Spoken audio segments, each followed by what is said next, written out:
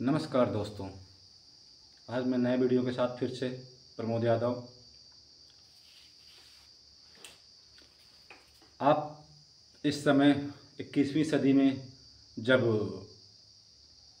लोग चांद पर जा रहे हैं, महिलाएं हवाई जहाज़ उड़ा रही हैं, महिलाएं बड़े बड़े अस्पतालों में डॉक्टर बन रही हैं, वैज्ञानिक बन रही हैं और लोग कितना आगे बढ़ चुके हैं, उस दशा में समय अगर लोग ये उम्मीद करें कि हमें आशीर्वाद से या सत्संग से या किसी के उपासना से बच्चे पैदा कर सकते हैं या आशीर्वाद से नौकरी मिल सकती है, बगैर पढ़े हम शिक्षा प्राप्त कर सकते हैं, वो संभव नहीं है।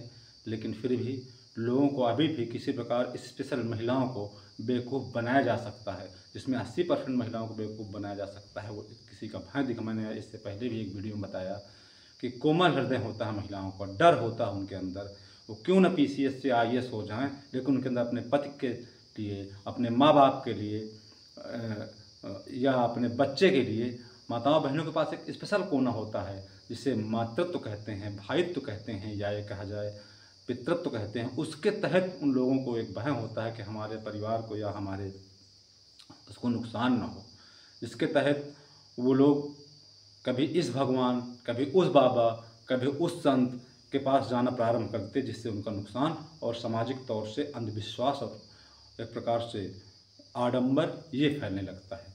अभी 2 तारीख की घटना है, दिन मंगलवार 2 तारीख घटना है, हाथरस।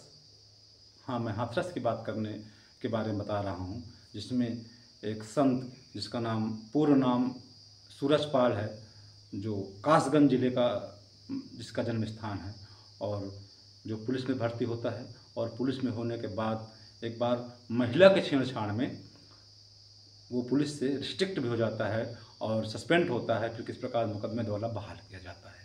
सन 2002 में या जब दोबारा नौकरी से बहाल होता है, तब तक वो संत बन चुका होता है। तब तक 99 से अपनी प्रक्रिया और लोगों से बताता है कि मुझे सपने में ईश्वर आते हैं और ये बताते हैं कि आप भलाई का काम करें, आप लोगों को मेरा मैसेज पहुंचाएं। जैसे ऐसे काम करता है जैसे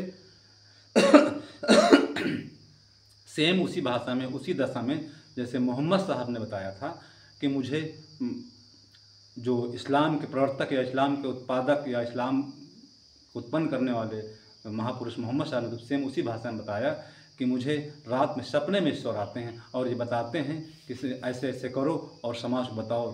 तब वो अपना काम चालू कर देता है और यह काम सबसे अधिक महिलाओं के बीच में फैलाता है। और ऐसा करते करते जगहों जगहों पर वो अपने प्रचार प्रसार या अपने भक्त इकट्ठे करने लगता है। उसमें स्पेशली महिलाएं ज़्यादा होती हैं, पुरुष भी होते हैं, लेकिन 80-90% महिलाएं होती हैं।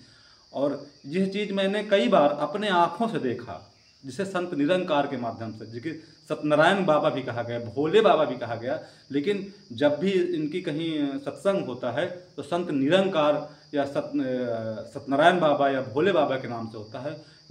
फतेहपुर डिस्ट्रिक्ट, चूँकि मेरा घर फतेहपुर डिस्ट्रिक्ट पड़ता है, तो मैंने कई बार ऐसे सत्संग देखे और उसमें ये बाबा तो, ये सत्यनारायण बाबा या सूरजपाल तो नहीं आते हैं, लेकिन उनके बताए हुए रास्ते पर चलने वाले जिनको ये दिया गया है, आदेश दिया गया है कि आप प्रचार प्रसार करें हमारे इस धर्म का, हमारे इस पंथ का, हमारे इस निरंकार का या हमारे नारायण का, उसको जो है वो व्यक्ति को यहाँ एक अधिकृत किया जाता है। वो चंदा भी इकट्ठा करता है और उसको ट्रस्ट में जमा करता है, उसके खर्चे के नाम पर दिया जाता है।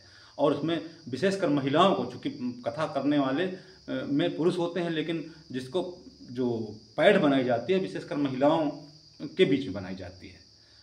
तो और अभी मैंने बताया कि 2 तारीख को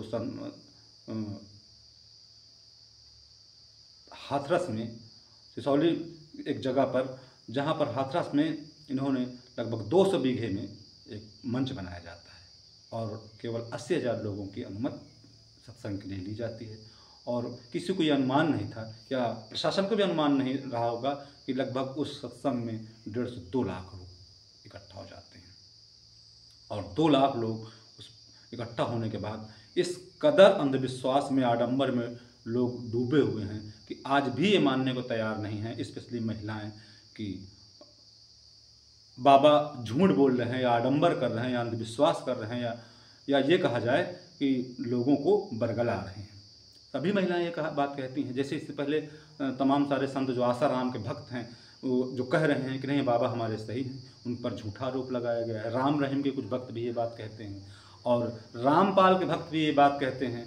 तो इन दशा में महिलाओं का इतना इस कदर ब्रेन वॉश, महिलाओं का, माताओं बहनों का इस कदर ब्रेन वॉश किया जाता है कि उनके अंदर से यह बात निकल नहीं पाती है। जैसे एज आतंकवाद कूट कूट के भरा जाता है, जैसे देशभक्ति का आतंकवादियों को अंदर एक धार्मिक कट्टरता कूट कूट भर दी जाती है कि आप अगर यह काम नहीं करेंगे, आप यह काम करेंगे तो आपको जन्नत में जाएंगे। वहाँ पर जब जन्नत में जाएंगे तो वहाँ पर हूरें मिलेंगे या दूध से नदियाँ, बहती हुई नदियाँ मिलेंगी। तो ये सब चीज़ें बता बता कर कितना महिलाओं में कूट कूट भर दिया जाता है कि वो आज भी महिलाओं को शिक्षित होने के साथ साथ इतना बेवकूफ़ बनाया जा सकता है।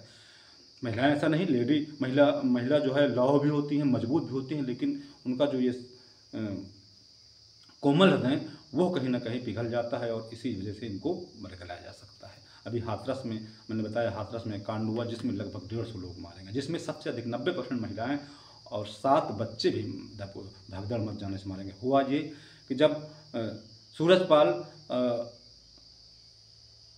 प्रवचन दे करके निकल रहा था गाड़ी से और सब वो गाड़ी से जा रहे थे और वहाँ पर हालात ये हैं, इन्होंने अपना एक ट्रस्ट बनाया, अपने एक स्थान बनाया, उस स्थान पे नल चलाओ, उस नल से पानी पीने की होड़ मची रहती है और जहाँ पर ये जाते हैं उस मिट्टी को अपने मुट्ठी में लेने की होड़ मची रहती है। इस होड़ के तहत जब वो वहाँ से निकल रहा था तो केवल उस धूल में अपने आप को सनने के लिए, अपने आप को इस अंधविश्वास में लोगों के अंदर रहा कि उसको अपने आप में लेने के लिए लोगों में इस कदर भगदड़ मच गई जिससे कम से कम 150 लोग, लगभग 150 लोग दम घुटने से मौत हो गई।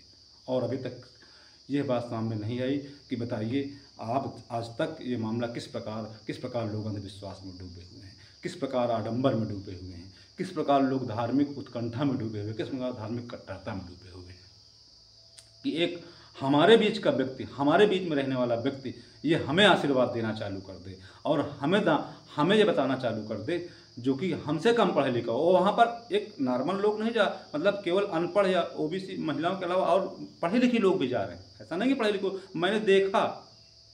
मैंने देखा बहुत सारे चैनलों में देखा, धीरेन्द्र शास्त्री के यहाँ उन लोगों को देखा जो बहुत पढ़े लिखे लोग हैं, पीएचडी के, वो अपने भविष्य के बारे में पूछने जाते हैं कि महाराज जी हमारे भविष्य में क्या होने वाला है, जो कि स्वयं पढ़ के आगे नौकरी पाए हैं या स्वयं पढ़ने के बाद एक अच्छी पोस्ट पर हैं, वो लोग जा रहे हैं। मुझे बड़ा अजीब लगता है कि एक पढ़ लिख कर व्यक्ति यह मानने को तैयार हो जाए कि नहीं वो हमारे भविष्य के बारे में बता देंगे। पढ़ लिख कर एक आपने नाम सुना होगा नीम करौली सरकार जो कानपुर में है, बीरेन बाबा, उसके साथ वो भी मारपीट कर डाला एक बार। कई घटनाएं ऐसी हैं।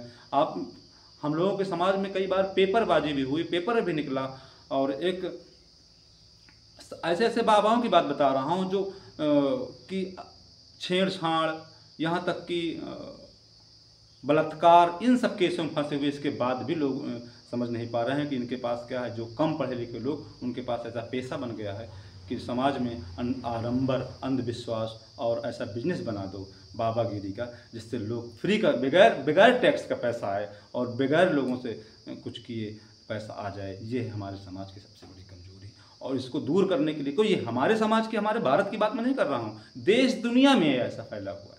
सबसे अधिक महिलाओं को शोषित किया जाता है और सबसे अधिक शोषण भी उन्हीं का होता है, महिलाओं का, माताओं बहनों का। लेकिन फिर भी अगर महिलाओं को समझाया जाता है तो शायद उनके अंदर जेहन में बात आती है कि नहीं हमको गलत किया जा रहा है। मैं सभी लोगों से निवेदन करूंगा, स्पेशली माताओं बहनों से, कि ऐसे किसी भी चंगुल में न फंसे जो ये उम्मीद लगा लें। आप खुद देख सकते हैं कि हमें नौकरी मिलेगी तो पढ़ने से मिलेगी, हमें रोजगार मिलेगा तो करने से मिलेगा, हमारा कर्म ही हमें आगे ले जाएगा।